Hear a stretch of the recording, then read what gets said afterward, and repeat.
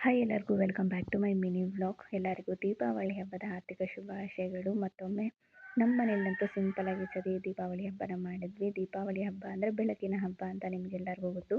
ಜೀವನದಲ್ಲಿ ಪ್ರತಿ ಸತಿ ಏರುಪೇರು ಅನ್ನೋದು ಇದ್ದೇ ಇರುತ್ತೆ. ಕತ್ತಲು ಅನ್ನೋದು ಜೀವನದಲ್ಲಿ ಬಂದೇ ಬರುತ್ತೆ. ನಾವು ಅಂದ್ಕೊಂಡೇ ಇರೋದಿಲ್ಲ, ಆ ಥರದ್ದೆಲ್ಲ ನಮ್ಮ ಲೈಫಲ್ಲಿ ಪ್ರಾಬ್ಲಮ್ಸ್ಗಳು ಬರ್ತಾ ಇರುತ್ತೆ.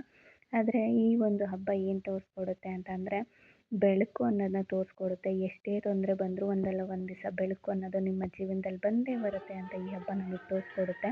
ಹಾಗಾಗಿ ಎಲ್ಲ ಚಿಂತೆನೂ ಮರೆತು ಪ್ರಾಬ್ಲಮ್ಸ್ ಅಂತ ತಗೊಳ್ದೇನೆ ಲೈಫಲ್ಲಿ ಎಲ್ಲನೂ ಆಗುತ್ತೆ, ಎದುರಿಸ್ತೀನಿ, ಇದು ನಮ್ಗೆ ಆಗ್ತಾಯಿದೆ, ತೊಂದರೆ ಆಗ್ತಾಯಿದೆ ಅಂದರೆ ಅದ್ರ ಹಿಂದೆ ಏನೋ ಒಂದು ಒಳ್ಳೇದು ಆಗೋದಕ್ಕೆ ನಮ್ಗೆ ಈ ಥರದ್ದೆಲ್ಲ ತೋರಿಸ್ತಾ ಇದೆ ಅನ್ನೋದು ಭಗವಂತನಲ್ಲಿ ನಂಬಬೇಕು ಅಷ್ಟೇ. ಹಾಗೆ ಈ ನಮ್ಮ ಮನೆಯಲ್ಲಿ ಇವತ್ತು ಸಿಂಪಲ್ಲಾಗಿಯೇ ದೇವ್ರ ಮನೇಲಿ ಪೂಜೆ ಮಾಡಿ, ದೇವ್ರ ಮನೆಯಲ್ಲೂ ಕೂಡ ದೀಪಗಳನ್ನ ಹಚ್ಚಿ, ಇನ್ನು ಹೊರಗಡೆನೂ ಕೂಡ ದೀಪಗಳನ್ನೆಲ್ಲ ಹಚ್ಚಿ ಅಪ್ಪು ಜೊತೆ ಸೇರಿಕೊಂಡು ಸಣ್ಣ ಪುಟ್ಟ ಪಟಾಕಿಗಳನ್ನ ನಾವು ಕೂಡ ಹಚ್ಚಿದ್ವಿ. ಈ ಪಟಾಕಿಗಳು ಬಂದು ಅಪ್ಪು ಫಸ್ಟ್ ಇಯರ್ ಒಂದು ಫೋಟೋಶೂಟ್ಗೆ ಅಂತೇಳಿ ತಂದಿಟ್ಟಿದ್ದಂಥ ಪಟಾಕಿ ಇನ್ನೂ ಇತ್ತು. ಈ ಸತಿ ಅವ್ನು ಕೇಳ್ತಾ ಇದ್ದ ಅಂತೇಳಿ ಅದನ್ನೇ ನೆನಪಿಸ್ಕೊಂಡು ತೆಗೆದಿಟ್ವಿ. ಆದರೆ ಅವನಂತೂ ಒಂದು ಹೊಡಿಲಿಲ್ಲ, ಭಯ ಪಟ್ಕೊಂಡು ಹಿಂದೆ ಹೋಗ್ತಾ ಇದ್ದ.